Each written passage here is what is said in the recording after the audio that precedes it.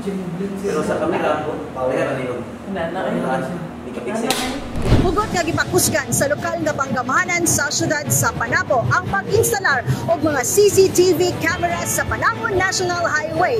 Apil na sa mga nagkalain-laing lokasyon sa syudad. Tungod sa hangyo sa katawhan sa kadugay nga panahon nga mabutangan ang Panabo City og mga CCTV cameras, giplano o gipatuman ni City Mayor Jose E. Relampagos ang maong hangyo.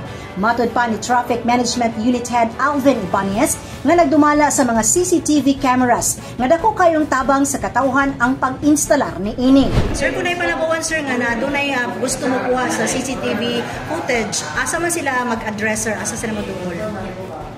Pwede gid sila kayong modangop sa tumbuhatan sa Mayor's Office o sa ato ang Traffic Management Unit, magdala lang sila og lahang request letter or from the PNP to blatter nga nahitabuan sila o na insidente ngailang na-encounter ang tunguran.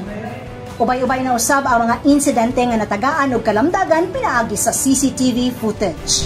Aduna na kita yung mga dugang pwersa nga ato ang katambayayong nining pag-monitor sa atong CCTV sa syudad sa Panabo o ato ang nagni sila karong natagaan o basic orientation seminar kabahin sa ato ang CCTV. Aron diin allowed po sila nga maka-view, maka-monitor sa ato ang mga units nga diin na sa nahimutang sa ato ang command center. Kaya labi na kauban itong PNP Panabo, no? Itong Maritime and Coast Guards o ato ang Bureau of Fire.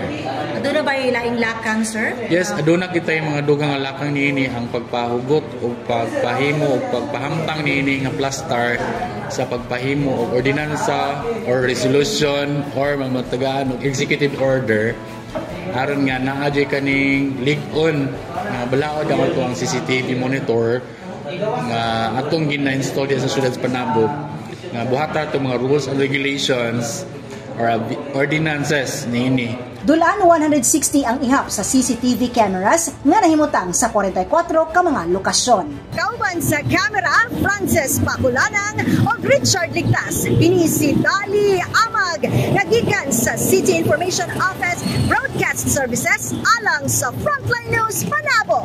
Importante, informed.